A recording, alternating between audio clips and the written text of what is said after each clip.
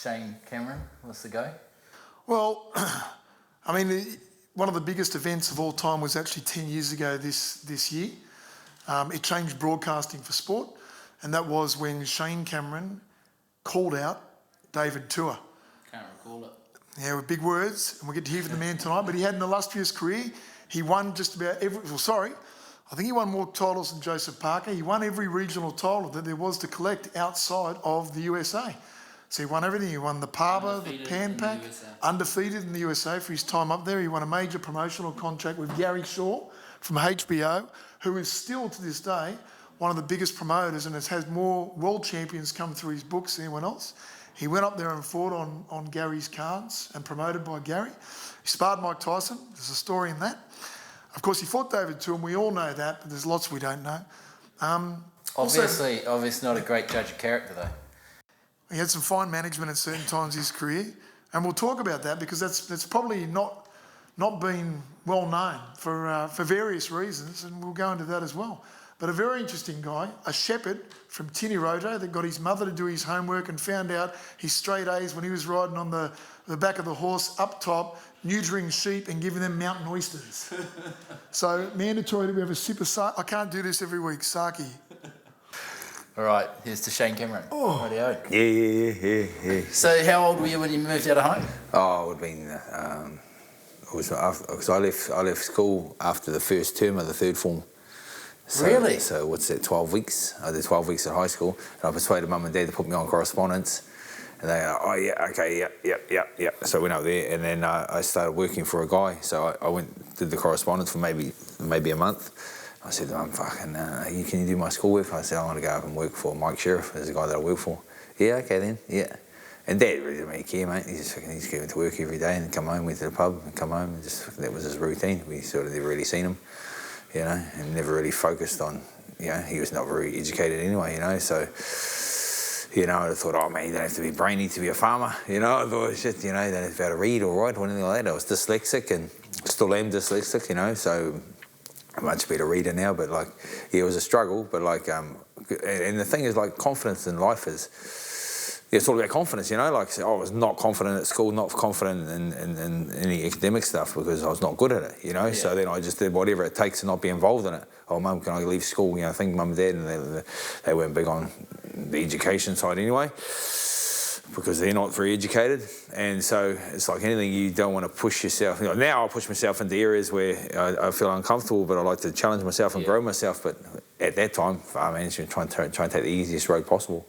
But leaving home at that young, that's hard, eh? Yeah. That must have been tough. Yeah, it was. I loved it though.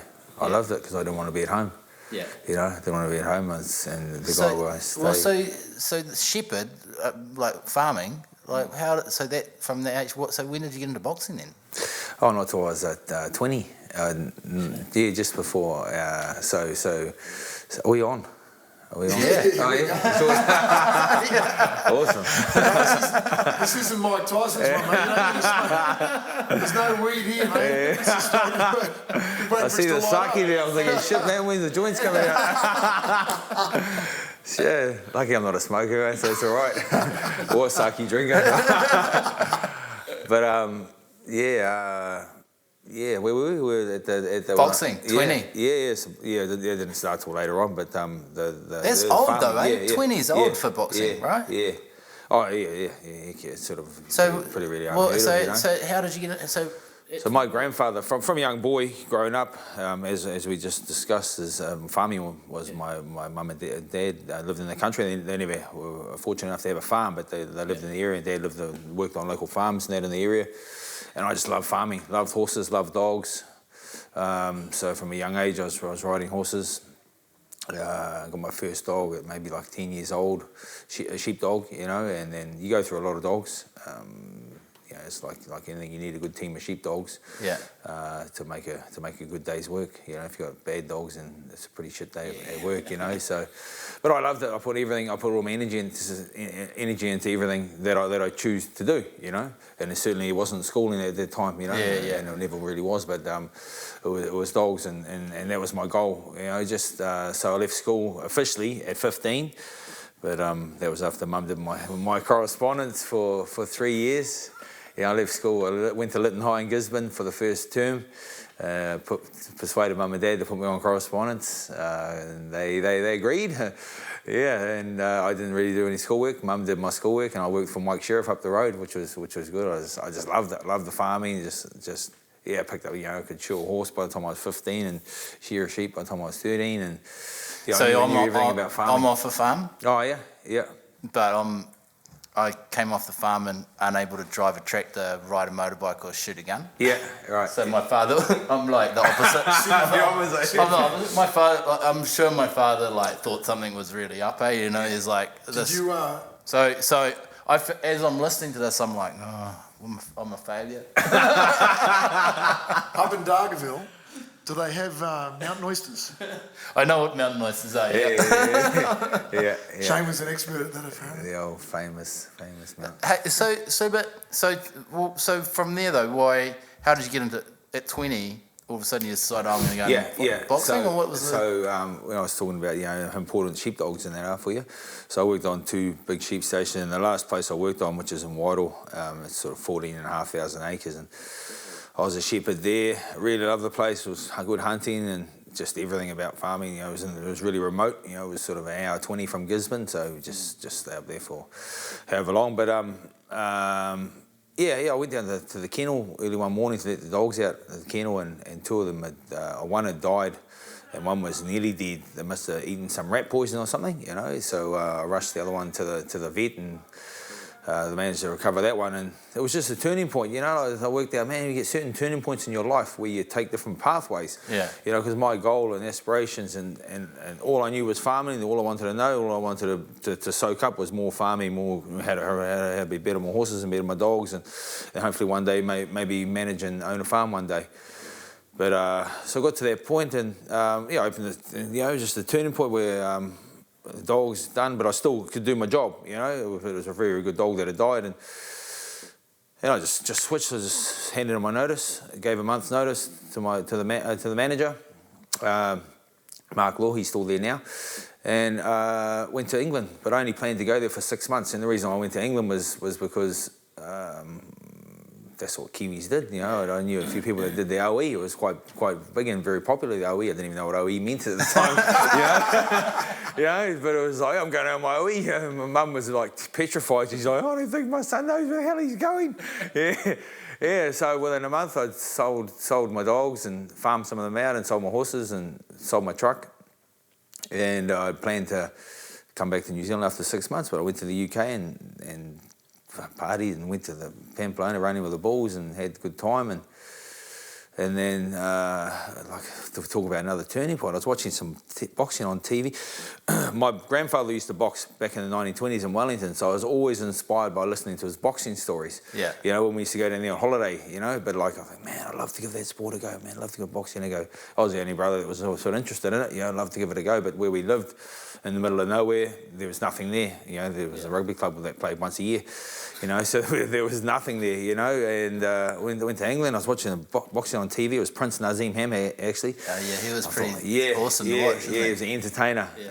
So I was watching. So within 3 days, I found a boxing club in south of London, or hour south of London. And that was it. So I was 19 and a half, if we want to talk halves. And then I trained for 3 months. I had my first fight on the week of my 20th birthday. Wow. And then won a Southern Counties title, which is what it was. And then, within a year and a half, I was ranked number 3 in England. And then 4 years later, I won a bronze medal at the Commonwealth Games, and then turned pro, and and then all of a sudden 17 years of boxing. So Shane, when you're up in England, you did some work as a home kill butcher, is that right? Oh, yeah. I used to help him out. Didn't you go around to they had a little hobby farm, and they had a pet sheep? Oh, yeah, that's right. Jeez, you got a good memory, mate. Yeah. What was the ins and outs? Do you remember that? Yeah, we went around. A mate of mine had a little lifestyle block, and a few of the farmers in the local area, they said that he used to do home kills just for himself, and they go, "Oh, can you come around and we got a lamb that wants to be, butchered, or killed and taken care of." So So they brought the bucket out. They brought a bucket out, and like I'm there because I was aware, you know, because my mate, he talks it up, but he doesn't know anything, you know. He goes, yeah, I'll bring my Kiwi mate around, you know, we'll sort it out. And then, so they're bringing a bucket, let's go. And then there's all the sheep come running, and he's like, oh, there's Jimmy, where's Jimmy? Jimmy's over, there's Jimmy, that's the one we got to take. And I'm like, oh, this one here? Yeah. Boom, I just grabbed it, cut its throat, and it was just bled on the ground. And they're like, oh my God, I thought you were going to take him away and kill him. The kids are crying. Yeah. I thought you were going to take him away. I said, no, what do you want, chops and roast? I'll bring it back in bags on Friday. Oh, the following Friday, yeah. Or 3 days later, once it was hanging, yeah. Oh my God. Something we did, like, where I come from every day, you know, just normal. Hey, old Jimmy's gone.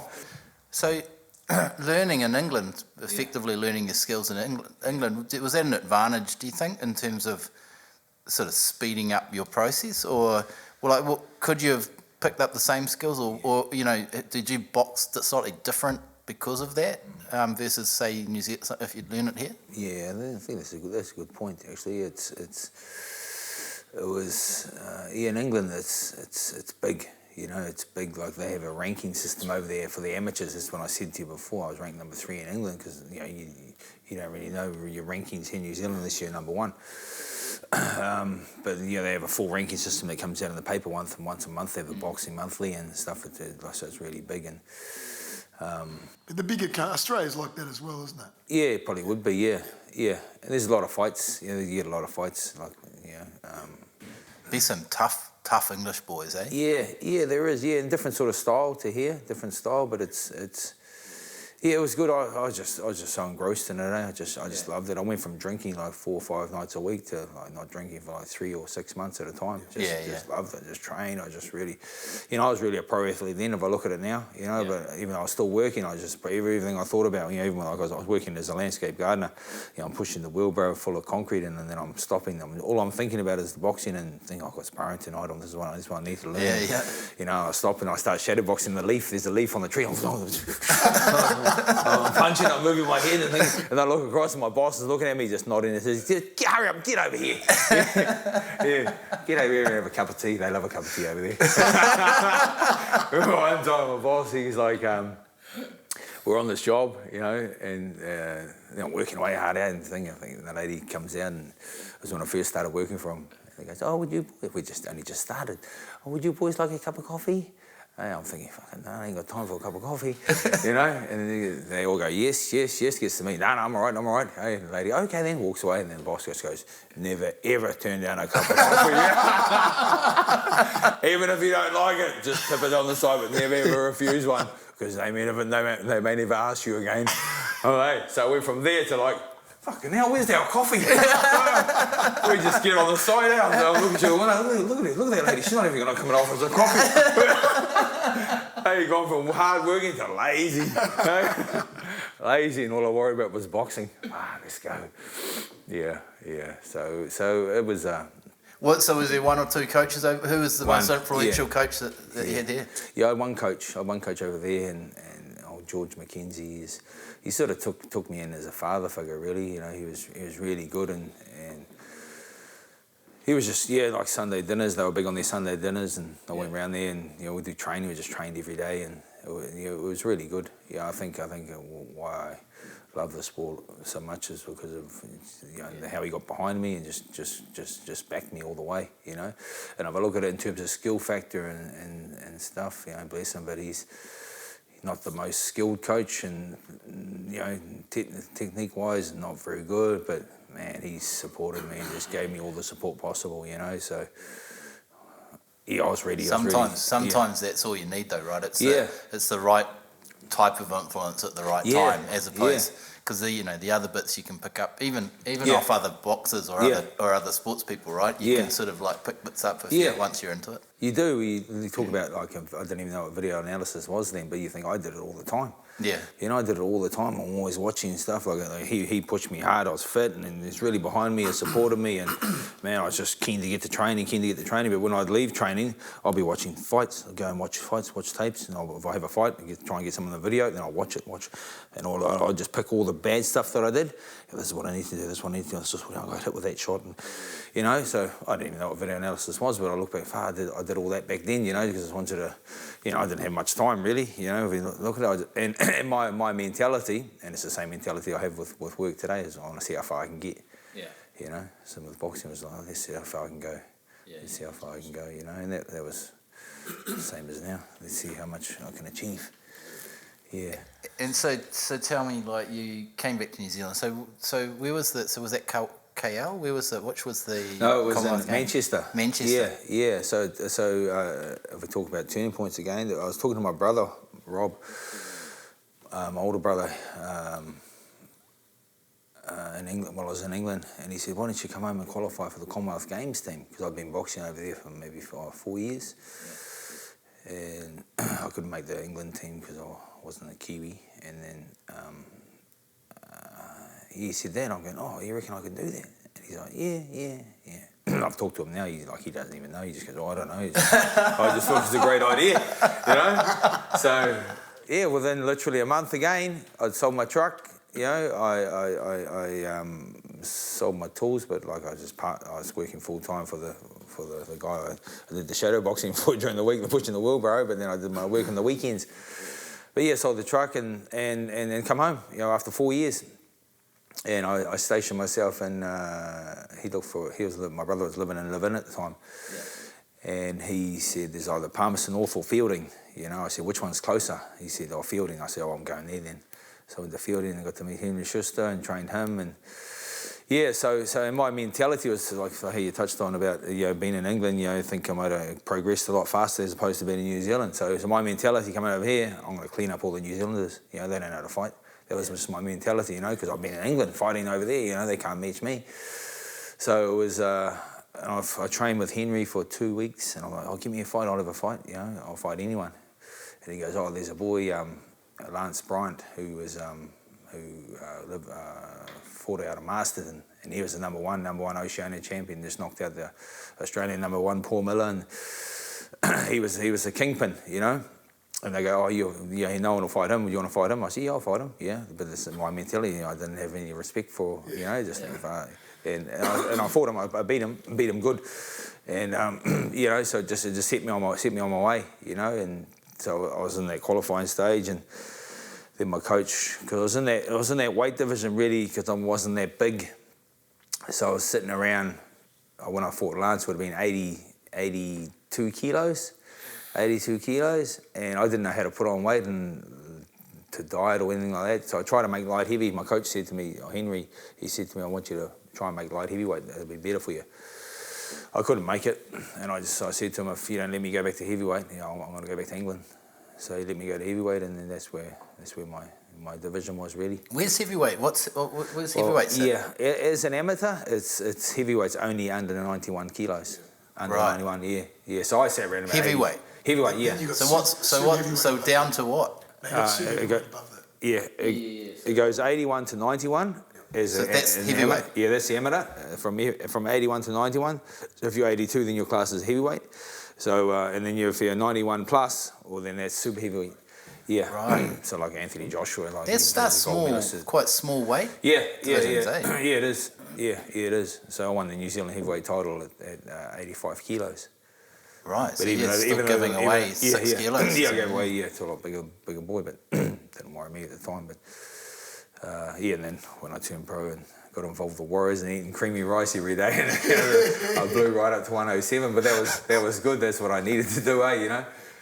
But it was good, and even the Commonwealth Games was a great thing, man. This is, I remember, like country kid, like. Just never thought this ever would happen, you know. Yeah. And then I'm there. That was when Valerie Villi at the time, but Valerie Adams or vice versa. I'm not sure which one it goes, but she was there as a 17-year-old. She just come from the Worlds. Oh, that's when she had landed on the scene. Yeah, she just won the junior world champs. Yeah. And then she'd come to the Commonwealth Games, and like I would have been 24, then 25, and we're in the food hall, eating away, and like I was like dripping wet at like 86 kilos, 87 kilos, and she's 6'4", and I didn't know who she was about her, and we were sitting next to each other actually, and she's like talking away. She goes, "Oh, really? I'll do the boxing." She goes, "Oh, okay, yeah." She goes, "What weight are you?" I'm thinking, fuck, there's no way I'm saying heavyweight. So I said, lightweight. Lightweight, okay, yeah. I'm thinking, holy shit, she monstered me, eh? But even when she was down the gym training with the Warriors, she was intimidating most of the players, you know? So you went through, did great at the amateurs. Yeah. Tell us how you ended up with Team Tua and where you ended up. Yeah, well, after the Commonwealth Games, I won a bronze medal, and I come back and I was living in Fielding at the time, so I was like in limbo. I was just like, fuck, what do I do? You know, won the medal, and what do I do? Stay, because another 2 more years and I would have easily qualified for the Olympics, which was 2000 Sydney. I had a couple of promoters contact me from Australia, but it wasn't that appealing, and then Kevin Barry contacted me, through Danny Codling, yes. So I come to Auckland, did some training with him. He said, yeah, basically, I'll try you out. I didn't sign a contract. And they went back. That's when I met David, and then they went back to the US, did a camp. I didn't go back on that one. So I stayed here, and that's how I met Kenny Rainsfield. Kenny trained me for my first fight. So my first fight here at the ABA, and then had two more fights. Oh, so after that, then Team Tua come back. Then I went back on the second trip, and had 2 or 3 fights under Kevin. Yep. Yeah, we went really good. I was fighting guys that I should have beat easy anyway, which I did. And it was just a great experience, like Tua, like he ended up fighting each other. But man, were you sparring David up there? I did, yeah. I did. How was that as a young bloke?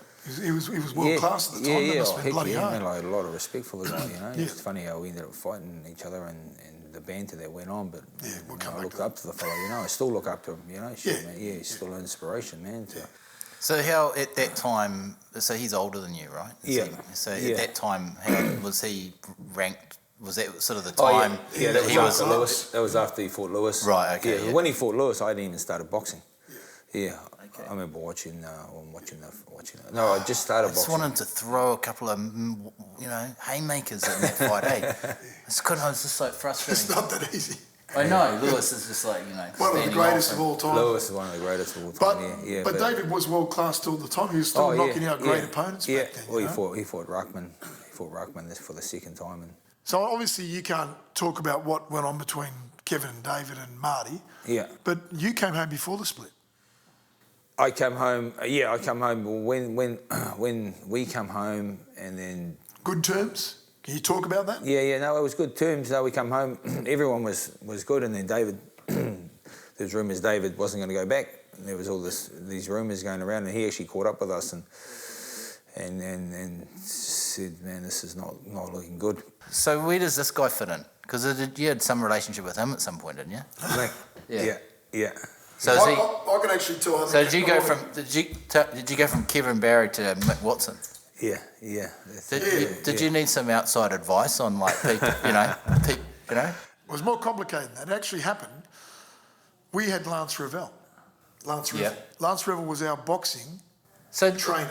Lance Revell, is it a true story that Lance Revell got in the ring and sparred with Muhammad Ali, but sort of tried to throw a couple, and then Muhammad Ali sort of got a bit tasty with him? Is that a true story, or is that urban myth? No, the story is that, and I heard this from...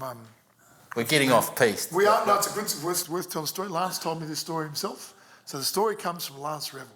Yeah. So he got in the ring, volunteers jump in, Ali, and Lance jumped in like this, and Ali was just playing around. Because Lance was New Zealand champ or something. Yeah, he could fight, no way about that. And way too tough for his own good, if that makes sense. And towards the end of the round, Lance actually threw off a couple of shots that got through.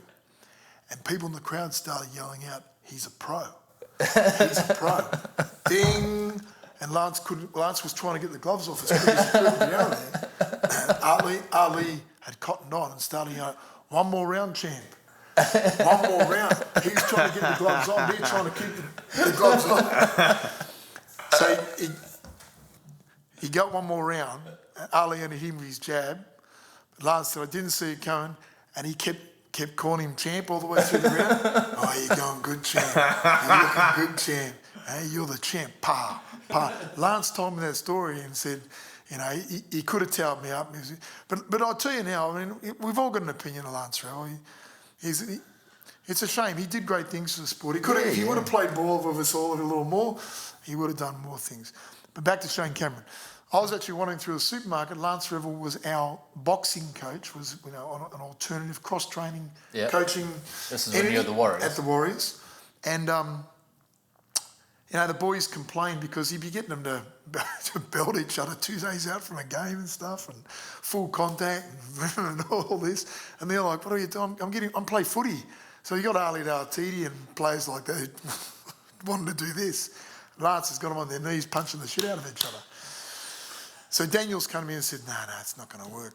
We need to find someone else. And literally, within a day or two, I was at the supermarket, and there's Danny Codling pushing his trolley through the supermarket.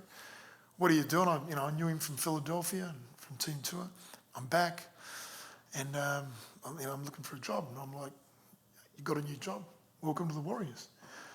So Danny comes on as the boxing coach, and he just comes to me one day, and we were doing rugby league, but we were very entrepreneurial, looking for other opportunities and stuff. Yeah. Like cheating the salary cap. Like cheating the salary cap. It's always good. There's nothing wrong with that. So the only bad thing about it is getting caught. So which I never got caught. That was the next one. But anyway, so he talked to me about Shane.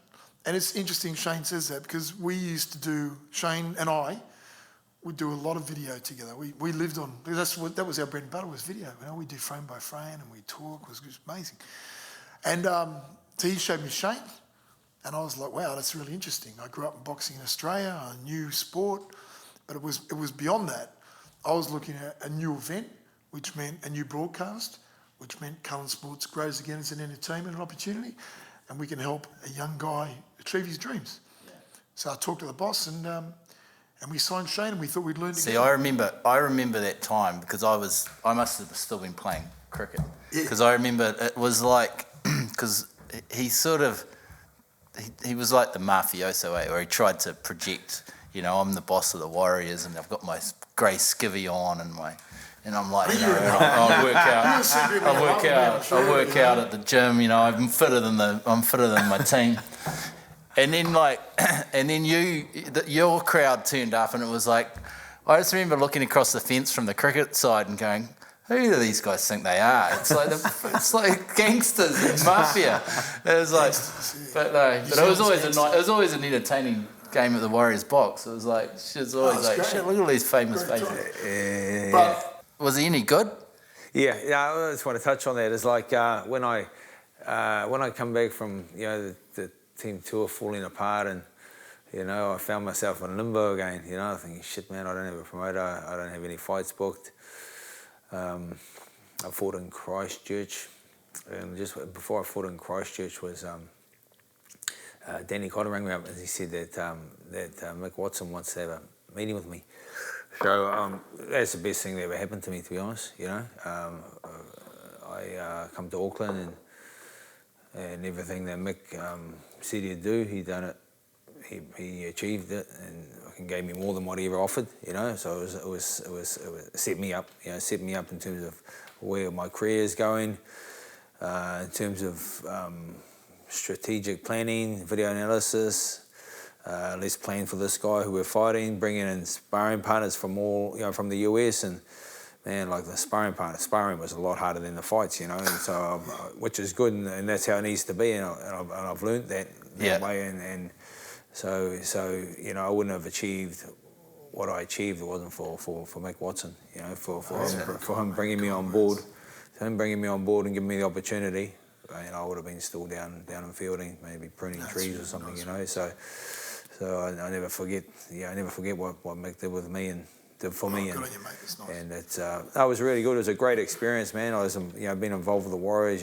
Man, they were, a great organisation to be involved in. We laughed about eating cream rice, but I needed to put the size on. When I signed with the Cullen Investments, I don't know what I weighed, maybe 95 kilos or something. Then I got all the way up to 107, but it was all done. It was all done right, like everything was right. A training program, we had a week's. Like I never lived like this before. We were involved like with Team Tua, man. Nothing was really scheduled, or you just go for a run and you did this train, but nothing really was specific. And you keep track, and I'm always still keep a diary today. I always write what I did that day. Still you and your strength training, just work out. Oh shit, I've got a lot stronger from last time, and then your sprinting training and. You're doing sprints with Keir Hansen, who was a strength and conditioning coach for the Warriors at the time, and man, it was awesome. So I was super fit, man. I was super fit. No one could match me. No one could match me with my fitness. With anything really. I'm sure I've told this to Shane, but he may not remember. And I promise you, this is gospel. Daniel Anderson loved him. Loved him. And he used to say, if I could get these other buggers to execute what I want, the way this bloke does. And then in 2004, and I swear to God it's true, in the pre-season, he was sitting there with his hat off one day and he jotting things out. And what he did, he used to have a succession plan board, and it'd be like, here's the squad, and then in this side in red would be the succession plan, and then it's the development squad in green over here, and then he had Smokies over here. And so we're sitting there on the board, and I'm like, bang, bang, yep, let's go, see that, yep, I got that, yep. Who's Cameron? And he's like, Shane Cameron. And I'm over here thinking, Shane Cameron in Australia, is he playing Cardiff? Is he up in the Queensland Cup? Shane Cameron, and he goes, mush. And I'm like, how's Shane Cameron? And he's like, yeah. He goes, mate, he's exactly the same as Carl Tomato. I'll put him in the back row. I'll give him a role to do. So Shane started training. Did he talk to you about this? No.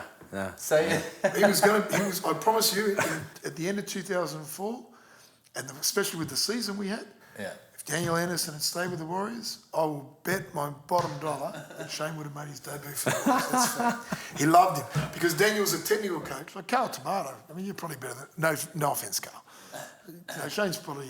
he's a better athlete than Carl. Daniel, a technical coach, can achieve whatever he wants based on a spectrum of role, and we all know that. He was like the Warriors loved him, he loved the Warriors. And inside the Warriors, Shane had his own little laboratory. He had his own boxing centre there. So I guess that's true professional sport right there, right? So that was your sort of taste of... Yeah, taste of professionalism and how it's done, I think in my perfect world I'd love to have something like that one day, but a lot of those traits I've picked up and learnt, and I still carry that on with because no one else does it. Yeah. Boxing is still old school, it's man. Old school. No one does video analysis. I do it with my fighters, and then they go out and they go, man, that was such an easy fight, because we watch the video analysis, we focus on, these are the two things I want you to focus on with this guy.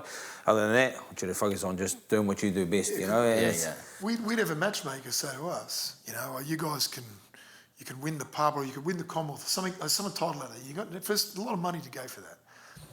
Oh, yeah, okay, there was no YouTube. It's not like these days, There was no box rec. Oh, so there was box rec. It's the only thing we had to go by. Yeah. So you look at someone like Sherman Williams, who was from Jamaica or Trinidad or somewhere, Commonwealth boxer, and Taurus Sykes, for instance, in the States. And the matchmaker would be saying to us, he's easy. And we get someone to send over tape from the States, and we'd sit down and look at it and go, no, it's not worth it. It's not worth the risk to get that title. Every title has a value to Shane.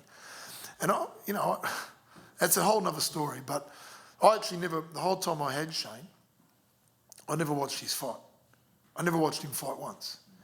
I watched him later on tape, because there was too much riding. I'd sit in the dressing room and just wait until he came back and hold my breath. Because there was too much riding. At the same stage, I used to say to Shane, just thank the owners and the sponsors, and don't mention me, for fuck's sake, it's no good for you. Hey, that's true, Yeah. First of all, I'm a bit disappointed. I was expecting you to trash him. So hoping. So that's sort of backfired on me slightly. I hold my breath as well. But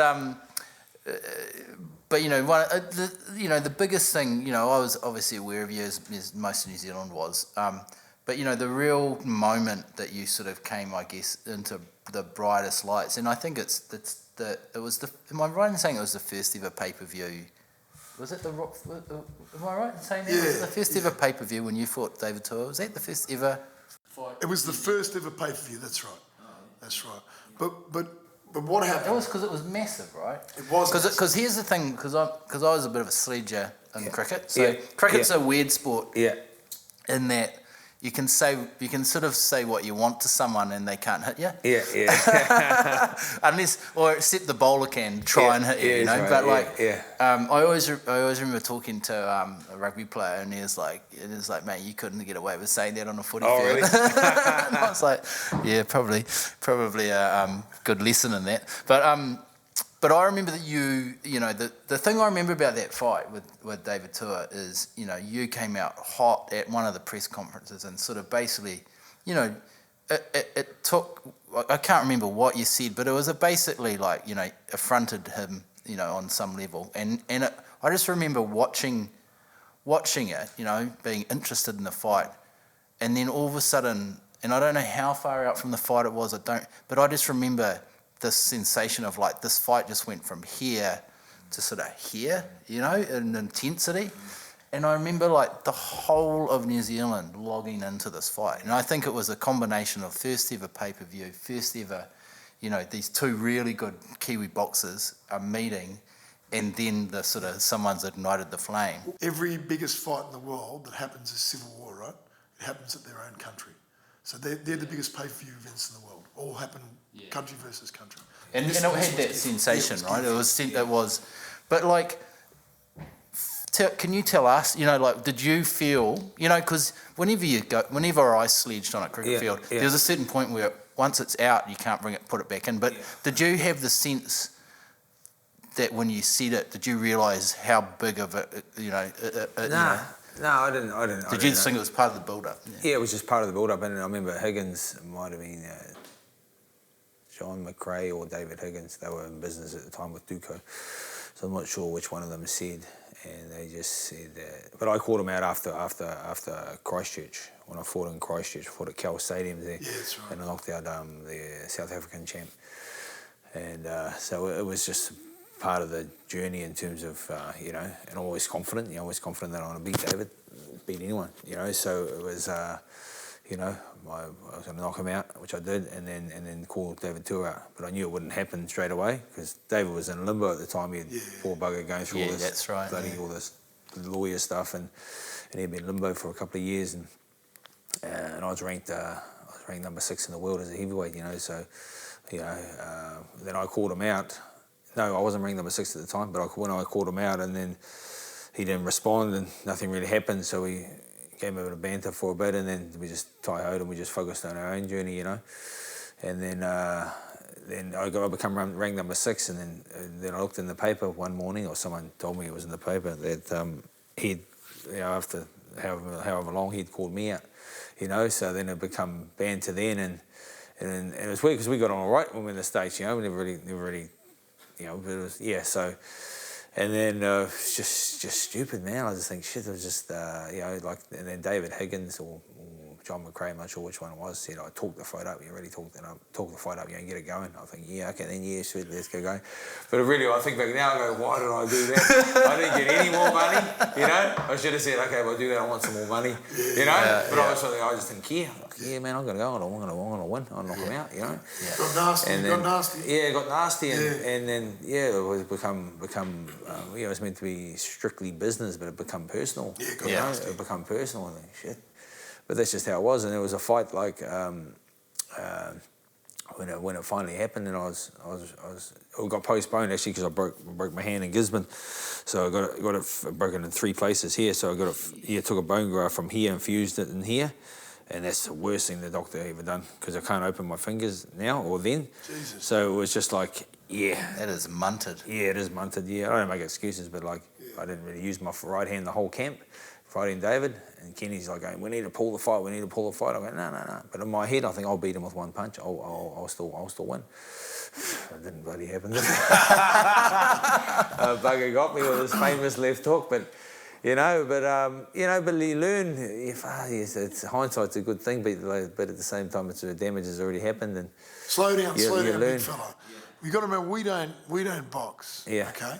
So I've heard Mike Tyson say when it's happening, like when he was fighting Evander, it's not like you're getting hit. He just remembers wham, thump, thump, thump. Yeah. Do you remember getting caught? Nah, it was just, I don't really remember the fight.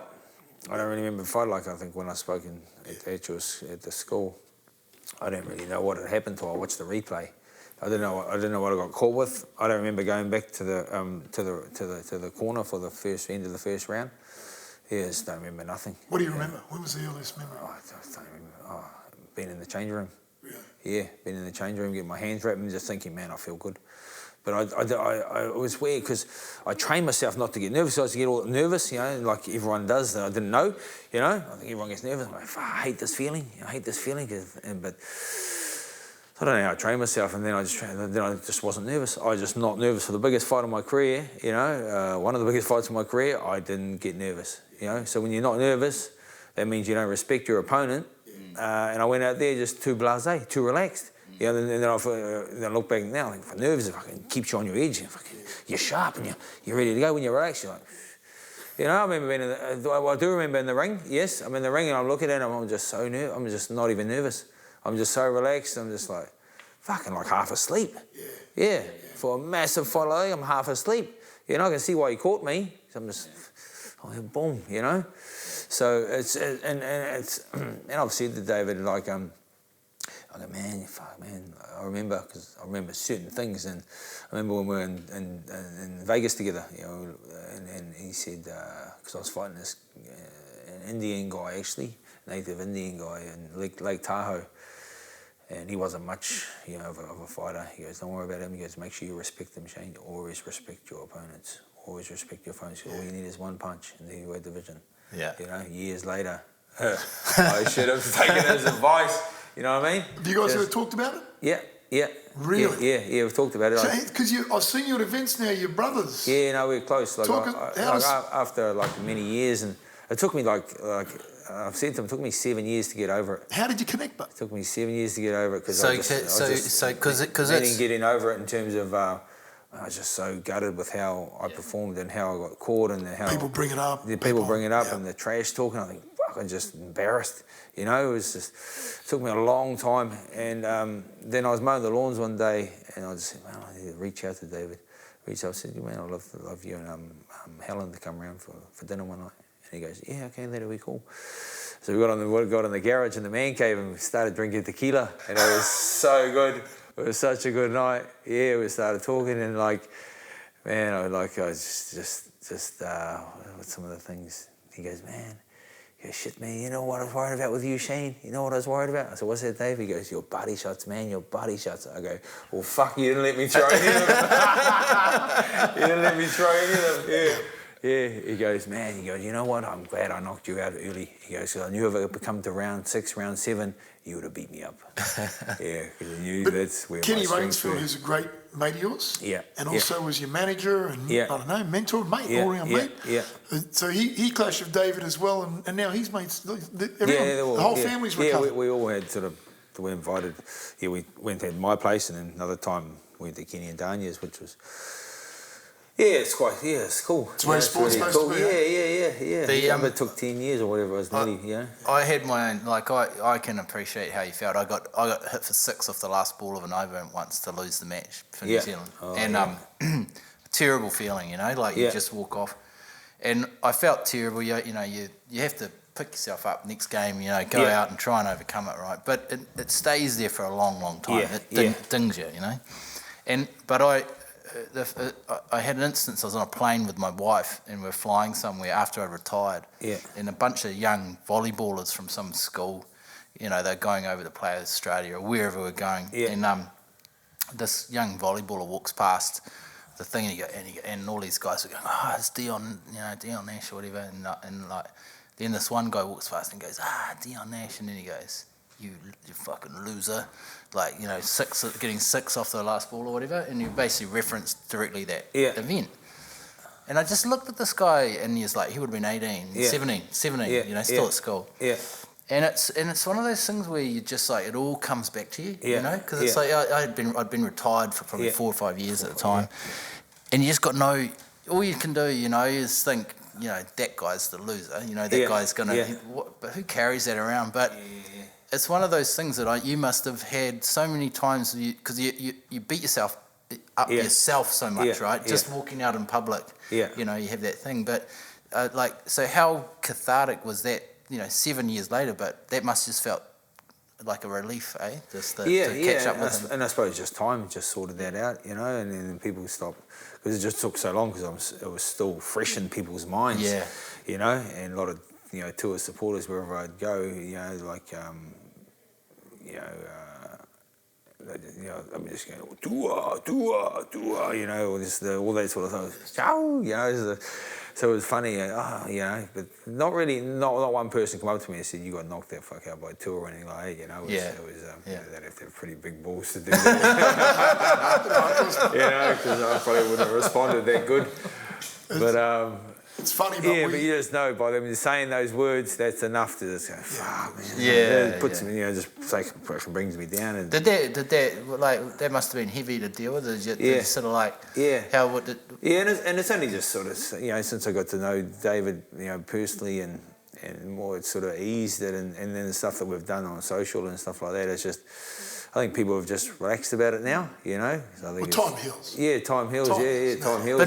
But also, like, you know, you've won, like, I think I counted up like 8 major belts. Like, you had this amazing journey and career, you know, but it's one of those things that's such a massive moment in New Zealand sporting history, right? Yeah. So it's like that it's sort of like can overshadow actually everything else you've done, you know, which is sort of like and it's like, you know, that, but the thing is, you know, all of the work and everything that you did to build yourself up, that's still there. That's still in place, right? So that all carries forward. Yeah.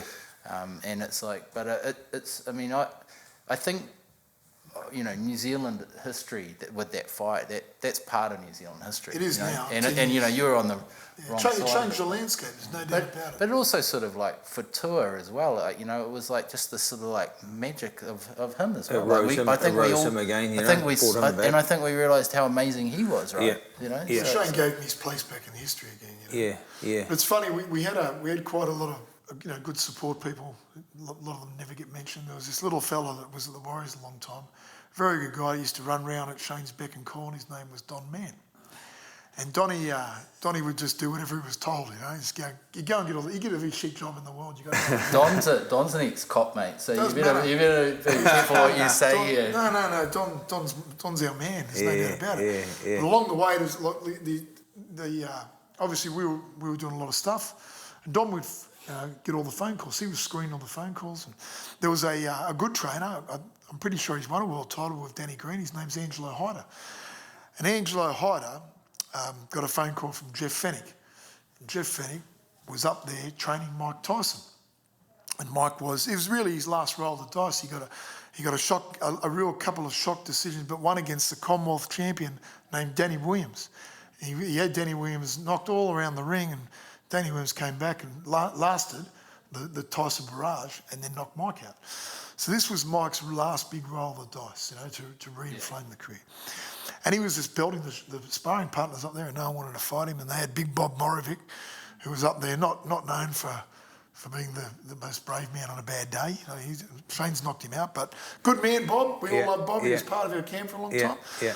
He doesn't love you anymore. But the obvious, you won't find me. But the bottom line is, we had an opportunity. Jeff Fennick actually got in touch with Angelo Hyder, rang Don. And Don came to me. His way and was like, oh, you know, we've got an opportunity for Shane to go up to Arizona and spar Mike Tyson. And I was like, Mike Tyson. Did you fight Mike Tyson? Spar with Mike Tyson? Yeah. Talk us through that whole trip, mate. Yeah, that was an amazing journey. commend Cullen and the context here, Mick and Don and whoever it was to piece all that together, because many people say, like, when I said I went up and sparred Mike, they go, how the hell did you get that going? I said I was involved with the Warriors, all the connections and stuff with Jeff Fennick, and so we went up to Phoenix, Arizona.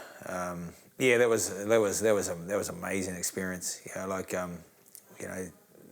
Certain times of your career that I did well against Mike, and man, it took a lot of confidence from it. I was 11-0. I was undefeated. I was 11-0, 11 or 12-0, 10 knockouts, and going up there sparring with Mike, the formidable man that he is. Baddest man on the planet. Baddest man on the planet. And Shane, talk us through when you're in the corner and he's in that corner. You haven't spoken to him, and tell me what you see on the other side of the ring. Yeah.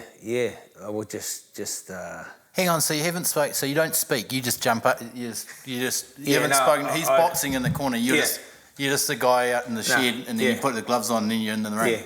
Yeah, because what happened was I was putting the boots on, and so, I've never felt an aura of a person before, you know what I mean?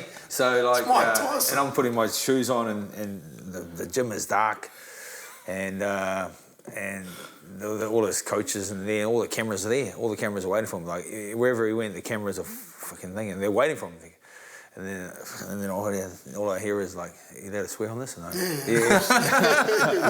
so I'm doing my shoes up, and then all I hear is, "You fucking punk ass fuckers, get the fuck out of my gym, man! Get the fuck out of my gym, fucking motherfuckers, get the fuck out!" And he's walking on, I'm thinking, "Fuck, who's that?" And I'm thinking, and then it was dark shadow, and then you see Mike start just walking down. I'm like, "Holy shit, that's Mike Tyson!" I'm putting my shoes on. And he's like telling them, they're all picking up their cameras. They're like rushing out the side door. Get the fuck out. They close down the thing now. Walk straight past everyone, go straight into the changing room. And then Jeff Fennick comes out and said, "Oh, fuck, Mike's in a bad mood today." and he goes, "Shane, you're sparring him first." So it was just like, "Oh yeah, no, cool man, I'm over here. I'm over here. I'm mentally ready. I'm over here. I'm gonna, spar. I do well." And so I get in the ring, and they go, "We're going to do 4 rounds. You're going to do 4 rounds with you, Shane, and then they'll chuck in Bob and then do a couple of more rounds." All right, yeah. Danny Collin was my coach, and then Mike comes out, he gets in the corner. I'm thinking, fucking, shit, I don't really know what I was thinking. I was thinking, "Oh shit, that's fucking Mike Tyson, But at that time, I'm thinking, fucking hell, wake up, boy, let's do it. Ding, ding, ding, ding, ding. Danny Collin puts my mouth guard in, turn around. Fuck, he's right there. He ran across the ring and he's just fucking into me, Yeah. And then on the ropes, and I'm thinking in my head, I'm thinking, fucking hell, I didn't come all this way to do nothing. So I fucking started throwing some shots back, man. It was just like the scrap could have happened in a phone booth. It was just like punch for punch. It was punch for punch, and I'm thinking, and then he was biting his gloves. Like he's standing there and he's like biting. And then I worked out, and while I was thinking that, I was thinking, fucking hell, he's biting his gloves, man. Fucking didn't you have breakfast before you come? He's just waiting for me, I'm thinking, fucking, then I worked out, shit, he's a counterpuncher. He just, because he's waiting for me to throw. And as soon as I throw, he's like, and he's fucking, he's there, boom. He's coming back. I'm like, holy shit. One thing I did really notice, and the ding, ding, ding, after that first round, I go back to the corner, fucking felt like I'd done 7 rounds. Like, holy shit, this is intense. Then we went back out, and then after 3 rounds, I go, right, that's enough. Okay, now, then that was the end of the sparring. I thought Mike was carrying on. No, that was the end of the sparring. Then next for the day? Yeah, for the day. Yeah, for the user. He only ever sparred 3 or 4 rounds. That's why if you went past that. But he had planned to do 6. Really? Then do 4 with me and then 2 with Bob. But I think, oh shit, I must have given him a good workout. And then the next day, so he used me every day for 8 days. Yeah. Didn't use any other boys. Yeah, so it was amazing. So you fought him for 8. So you fought him for 8 days in a row. Yeah, sparring 8 days. Did you ever do more than 3 rounds, or was it just sort of like how? 3 and 4. Yeah, 3 and 4, no more than 4. What was just high, so high how intensity. old were you? How old were you at this time? Oh, I'd have been 26, maybe 26 or 26 or 28. Yeah, it was a great experience, but like, there's a funny moment there because when it's like. He's full on. He's full on. I always say, man, it's like he's like I stole his lunch money trying to beat me up, But it's just how it is, and that's how I like to spar too. It's heavy. Yeah. There's no tit-tat, And he's banging away on me hard, boom, boom, boom, and then he catches me in the groin area. Yeah, I said, hey, Mike, what's the low shots? He goes, sorry, Shane. I was like, oh, my God, the baddest man on the planet. He goes, sorry, Shane. Yeah, holy shit. But, yeah, like, just amazing, eh? You know, like, should I tell the bathroom one? So, now she's going to... So we went down to the big sports store, and then we got all these gloves and that because we were flying out the next day. And then we go into the gym, and Mike just finished his training. I said to Jeff, "Oh, can I get Mike to sign these gloves?" He goes, "Yeah, no worries, man. He's in the change room." And he's in the change room, and he's got his white towel on. You know, he's going, "How you doing, Shane, man? You're a crazy motherfucker, man. I didn't realise they breed crazy white guys like you down in New Zealand. You're a crazy motherfucker." And I go, "Hey, Mike, can I get you to sign these gloves?" He goes, "Yeah, no worries, man." He's got his towel on. He sits down on this chair. Sits down on the chair. And then he says, "Man, you're a crazy motherfucker, man." He's signing it. And then my peripheral vision, I'm thinking, what the fuck is that hanging down the chair? And I'm talking to him like that, and I go, yeah, it's going along the chair and hanging down the chair. And I'm thinking, holy shit. And I go, that can't be right. And I go, far out. Then I get in the car and I go, fuck, I know. Did anyone see that? Don man goes, yeah, yeah. Far out, yeah. Amazing experience. And then, like, okay, so we fast forward. I was in Vegas probably 7 years later with a mate, and we were in this bar, and this big African-American guy there, and he's just like, we started talking, he goes, "Man, you look like a bit of an athlete, what do you do?" I said, "Oh, boxing." "Boxing, my boy's Mike Tyson." I'm thinking, "Oh yeah, fuck, I'm sure he is." Yeah. And then he goes, I said, "Oh, sure, yeah, I sparred Mike in Phoenix, Arizona, 2005. He goes, Did you really spar my boy Mike?" I said, "Oh yeah. He goes, "You know what, man, I'll give him a ring now." Comes up Mike Tyson on the phone. I go, "Nah, can't be right, eh?" No answer. You know, rings back again, no answer. About 3 hours later, I said, "Oh, bro, catch you later, man, catch you later." He goes, "Oh, man, I'll tell you what, I'll give you Mike's number." I'm thinking, man, who gives out Mike Tyson's number? You know? So I was with my mate, and I said, "Oh, put this number in your phone." And I was going to, I said, "I'll just text him." I think, I didn't want to do the whole day story. I said, "Hey, Mike, it's Shane Cameron. I'm in town for a couple of days. You know, they remember me or not." And then he rings my mate's phone in the morning. So I'm in my room, hungover. "Yeah, hello, yeah, it's Shane there, man, Shane there." He's like, "Oh, no, he's in his room." "Who's this?" "It's Mike Tyson." It's Mike Tyson. He goes, "What the fuck happened with that Danny Green fight, man? Should have knocked that motherfucker out." That motherfucker's just holding Shane too much, man. Shane's too strong for that motherfucker, man. Man, they should have beat him up, man. Should have knocked him out. My mate's going, "Holy hell, this is fucking more exciting than my kid's being born." "Holy shit, Mike Tyson." Yeah, he rings my phone. He goes, "Fuck, you wouldn't believe who just rung my phone. Fucking Mike Tyson. You would have come and ring him." So I go up the stairs and I think, I hope he answers the phone. First thing he says, "How you doing, Shane? You all right, man?" I think, "I'm all right, Mike. I'm all right. How you doing, man?" "I'm all right, man. I'm just doing my shows and shit." You know, he's doing the shows and that around the time, yeah. And then, I said, "Oh, it'd be cool to catch up." But he's like, "Oh, I'm busy with my kids." But I was just buzzing that he rang me back. Oh, that's you know? What no one realises, after Shane sparred Mike Tyson rang his manager. His name's Shelley Finkel, one of the most successful boxing managers in the history of boxing. And said, "I got this kid, he's from New Zealand, you got to help him." Shelley Finkel says, "Is he any good?" Mike said, "Yeah, I'll put my name on it." So Shelley Finkel contacts the #1 promoter in the US. His name's Gary Crawford. Gary Shaw. Gary Shaw, sorry. Yeah. Gary Shaw. And Gary Shaw signed Shane. And we go up there. Very exciting times. It was very exciting times. And Shane was on HBO fights. And including, in his first fight, he knocked the guy out very early. And the American public and the Midwest, they loved him, the Mountain Warrior. They were so intrigued. Were you taking calls, or the commentary team got you to come over and have a talk with me? Because I got so many calls come in. Who is this guy? So the commentary team got over, and Shane did an interview on, which is never heard of on the undercard. And we had a couple of fights up there. Shane won his fights up there. Fantastic. And then Gary unfortunately had a contract over Shane, and he just left us in limbo. It was because what happened when we went up there to fight, we had a net return of about 60 grand. It cost Gary a lot. It wasn't a very good deal for him. So he put us on ice for quite a long time. And I don't know, actually, I was gone by then, so... Yeah. And how much? Yeah, because there's a lot. I mean, that's all of the politics. Of it's I crazy guess that's the crazy thing of sport. It's of boxing from the outside. It always seems like, why can't the best guys just fight each other more often? It sort of seems like you've got to work your way around. But I guess so much of the back room is those deals. Yeah, it's all about money. Who's got the contracts? Comes to those big fights, Yeah. No, I mean, that should have. Look, to be quite frank, it's funny because. We've never talked about this, but Shane moved, or I moved away. We split or whatever. I was done with sport. I wasn't in a good place, to be honest. My media, the whole thing with the media was out of control, and I couldn't. I don't know why I stayed in Auckland. But over the next 12 months, I always made a promise to Monty Beetham that if you ever, come back, we'll do something together. Not ever thinking he wanted to do the boxing. Monty came back. Shane had a new trainer now. Danny was gone. He was with Kenny, but still with Cullen Investments. Monty came back and said, I want to fight. And I was like, what do you mean you want to fight? I want to box. That's what I want to do. And you said you always said you back me, And I was like, so I said to Danny, no, you jump in the ring and spar him.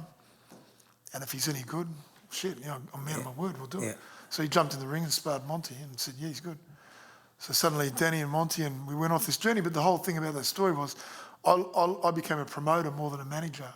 So over the term of promoting Shane, we broadcast from Nevada and Reno and Tahoe, and I learned so much about that. And by the time I got to Monty, I also had a guy named Muhammad Azawi, who was world ranked, a guy named Peter Kariuki, who was world ranked. They both had Commonwealth titles, and they were in the top 10 in the world in their weight class.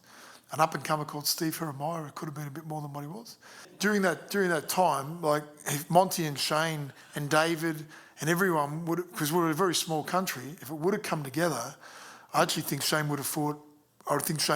Like I had discussions with Don King and with Bob Arum about Shane fighting Evander Holyfield, but it's really weird in this boxing entity. For a long time, David and Shane never talked, and Ray Seffer never talked to any of us, and then we didn't talk to Ken and. So during that time, Shane, when Monty Beetham's round doing his own thing, and then he moves away from boxing. Yeah. But suddenly you guys end up in a fight for life, a professional fight at a catch weight, I guess. Yeah.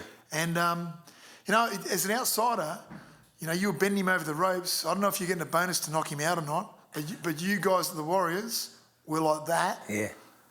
And then by the end of that fight, you would go, I would struggle to believe that you're not like that. Maybe it's recovered now. Yeah. Talk us through.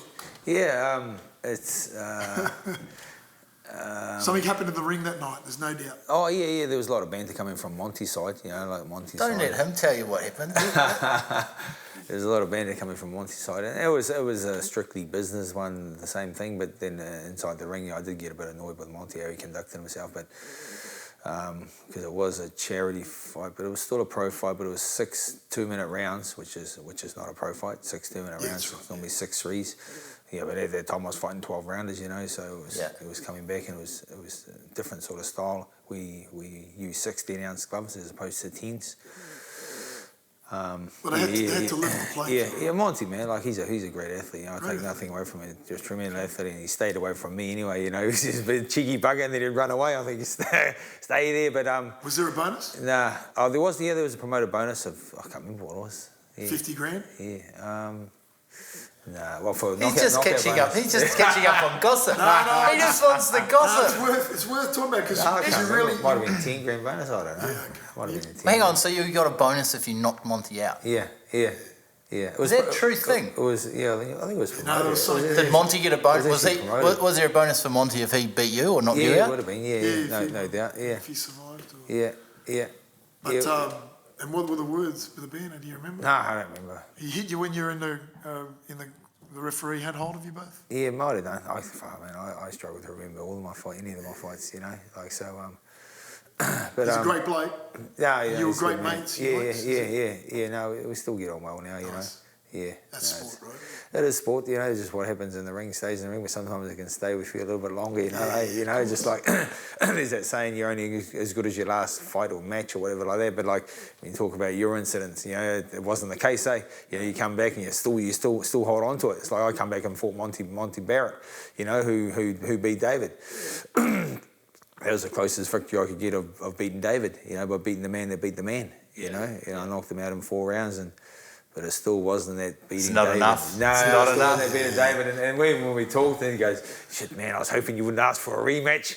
I was thinking, shit, I'd love a rematch. I'd love a rematch. But it never happened, and just it's just all about timing, and just, I'm just glad how everything worked out, and we're all good, and In terms of just you now post, you've got your own business, you're doing amazing sort of things. You've got your own boxes you're bringing forward and training and running your own events. What's life like for you now? Like, you've had a career, but it sounds like you're still moving forward. There's still things to do. Yeah. I still love the sport of boxing. I still love the sport of boxing. It's given me so many opportunities. It's grown me as an individual. greatly. The fitness industry is sort of where it's at for me anyway. Like not going back to farming, riding the horses. That's Little Jimmy the Lambs are safe now. That's the way it goes. That's the way it goes. Not interested. They work too hard. But my focus is my fight nights, promoting my fight nights. Yeah. You want to grow them. Fighters, look after fighters, manage fighters. I don't really want to get too much into the training side of things. It just takes a lot of time up, and I want to focus on the business side.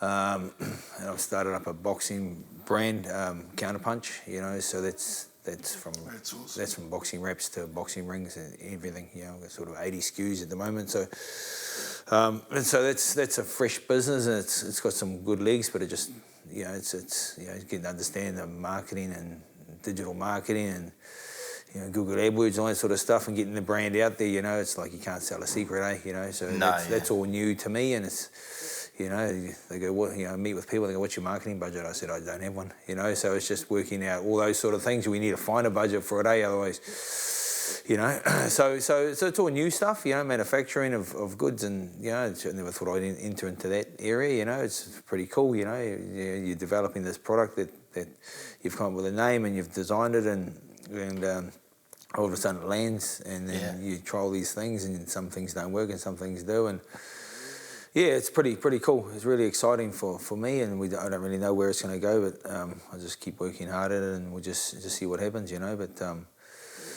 enjoying where things are. I always say life is what you make it. I've made it to where it is now anyway, and just keep pushing forward and keep challenging myself. So it's I just love helping people out. 2 young fighters coming through, and it's a hard go. It's a hard go. It's they don't really make any money with like unless they're a superstar. But even if they're a superstar, they still need someone. Joseph Parker was picked up by Duco. Really, if Duco hadn't picked him up, he would have been nowhere. So if Mick hadn't picked me up, I would have been nowhere. So it's like it's getting that opportunity. It's just getting that opportunity, and that's where I've got some good ties with some business guys and stuff like that, which can maybe help young fighters that come through and give them the opportunity that I had. And then what I learnt along the way, and it's all about experience. You can't buy experience; you got to live it and earn it, So, no, it's cool. It's cool. I do appreciate you guys bringing me in here too. Oh, mate. Well, listen, you're a champ for coming in here. Thank you. I've totally enjoyed hearing your stories, and you watch people from afar, and it's not until you hear their story up close, and what a journey, and an inspiration for people, just to hear that focus, to leave school young, but that focus has always been there. So we wish you the best of luck with Counterpunch and everything else you're doing. And, thanks for everything. It's been a great journey, and wonderful to hear the stories tonight. Thank you, buddy. Good on you, boys. Cheers, mate. Thanks, mate. What about the mitts on it? Look at that. Look at him. I was careful with my questioning. I didn't want to get too. I wasn't leaning in as comfortably as I normally do. I was like, oh, shoot, if I get too cheeky. Yeah. Thanks for coming in. Pleasure.